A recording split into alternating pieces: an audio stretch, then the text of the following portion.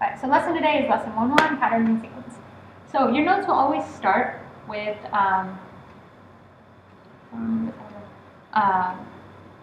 conceptual ideas. Hopefully, I won't spend too much time on this, 2 to 3 minutes. So today we're going to talk about sequences.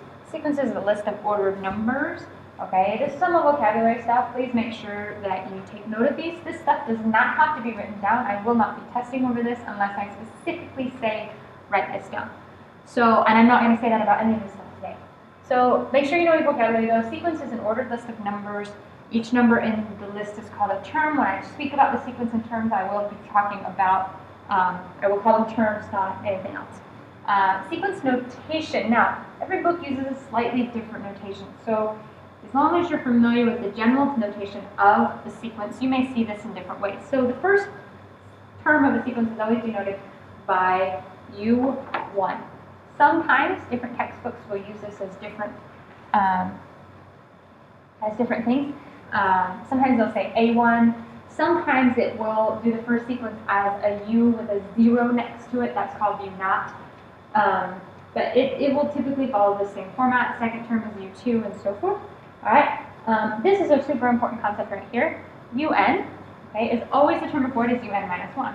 So if UN is 2, then UN minus 1 is U1. Okay, sometimes we will talk about the UN minus 1 term or the UN plus 1 term. Okay, my board's not responding very well today. I'm going to apologize about that. So now we're going to define a sequence today as recursive sequences. We'll talk about explicit in the next couple of lessons. But a recursive sequence is always defined by the term previous. Sorry, I'm recording.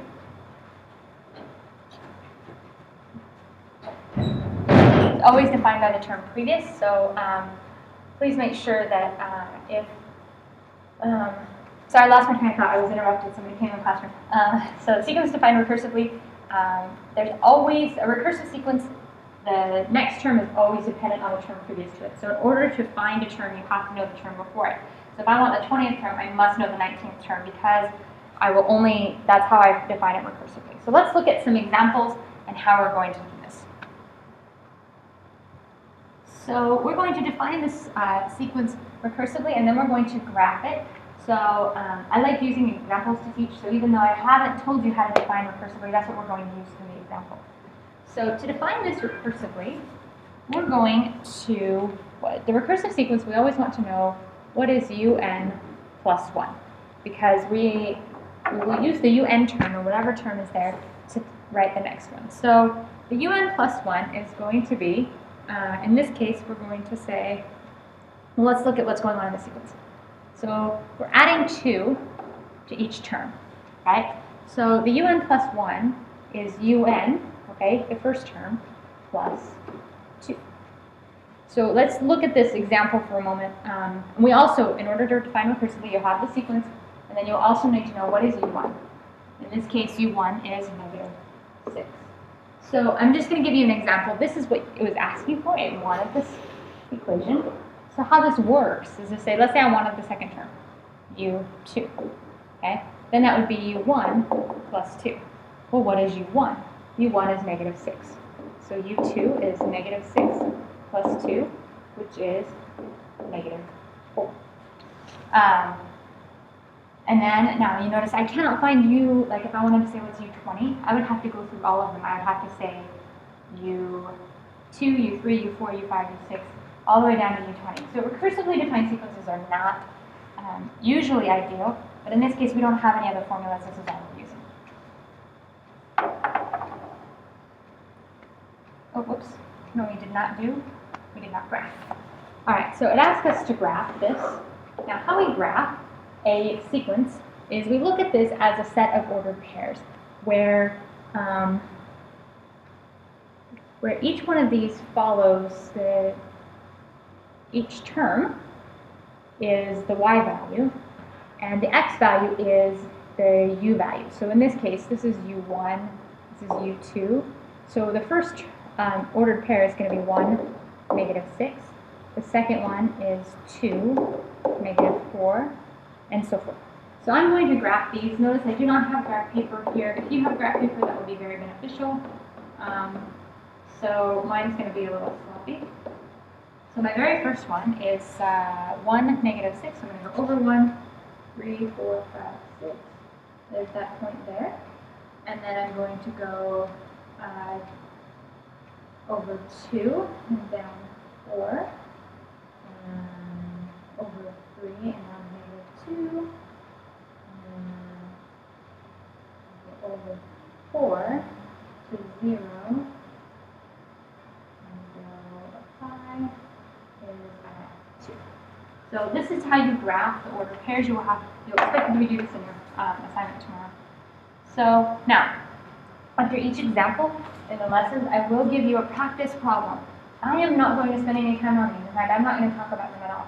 This is where you should pause the video, do the problem, and then you maybe push play again, and you will find the answer. Again, if you want to look over it, you're going to have to pause. I'm not going to talk through this at all unless I feel there's something I want to emphasize. So, this is practice problem. Here's your solution. Make sure that you pause if you need to look over it, and then you may move on. Now, one thing I want to talk about is your graphing calculators have fantastic ability to define sequences recursively. So you may use your graphing calculators, but I would highly recommend a graphing calculator. There's a lot of things we do to show that will be easier to use if you have a graphing calculator. So in this case, to work in sequence mode, you must get into the mode first. So you're going to push the mode key, and then you are going to change the mode to sequence. Make sure that you change it back after you're done. So you hit sequence, and then you can exit out of the screen and go on. So now we're going to go to the y equals sign. All of the things that you will enter, you will pop up on the screen. It's going to look very different than you're used to seeing it. And then will typically be 1. Typically be 1. Every once in a while it changes, but typically it'll be 1. The UN min is whatever value you're starting with, and your UN is going to be your recursively defined sequence. So let's look at how this works. So for example, if I have this one, A1 equals 3, and AN equals 2 to the AN minus 1 over n. So if this is how my sequence is written, all right, notice in here, my UN is 2, U, parenthesis n minus 1, parenthesis minus 1. Your graphing calculator already knows that it is a sequence, okay? So it is, it's using U in the term that it should be used in. Your UN, your minimum in this case was 3. So we're going to have 3 as my minimum. And then I can, and on your graphing calculator, some of the stuff I'm going to take for granted that you already know how to do. You can find a table, all right? It's in the graphing. I don't have mine in front of me right now, so I can't remember, but it's in the graphing. It's a second value, you push table, and it will show you for all the n values what your UN is. So you don't have to calculate it. If it asks for the 20th, or the 30th, or the 40th term, you can put it in your graphing calculator, scroll down, and find what you're looking for. All right, example 2. So this one asks us to find the first 5 terms of the given sequence. It gives us the sequence, and we have to find them. So let's go ahead and do this. So U1 is 4, and then UN is 2, UN minus 1 plus 3. If you would like to do this in your graphing calculator, that's fine. I'm going to do it longhand. All right. So U2 is going to be 2 times 4 plus 3. U3. Okay, I actually have to find U2 first. So U2 is 11. So then U3 is 2 times 11 plus 3. Which is 25. U4 is 2 times 25 plus 3, which is 53.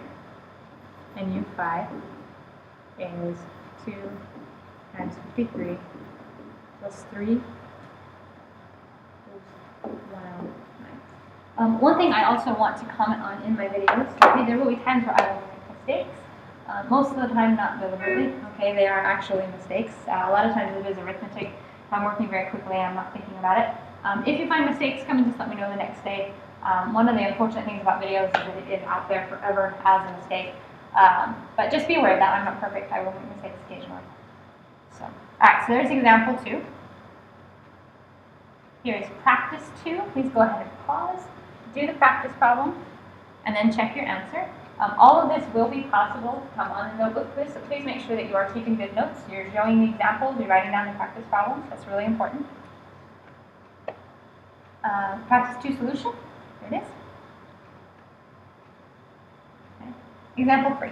Now, this is a word problem, and it says, a tree in the Amazon rainforest grows an average of 2.3 centimeters per week. Write a sequence that represents the weekly height of the tree over the course of 1 year if it is 7 meters tall today. Write a recursive formula for the sequence and graph the sequence. In this case, I'm not actually going to draw the graph on here. I'm going to use a graphing calculator to do that, just so we can see what it looks like. But we will definitely write the sequence. So it is, we know what U1 is. Okay, U1 is my very first value. U1 here is 7. Okay?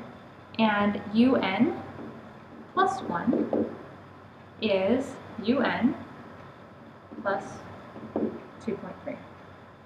All right? Because every year it's growing by 2.3. This is a very, very basic.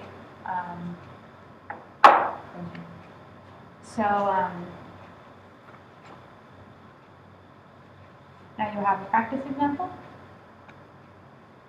Right? There's your practice problem.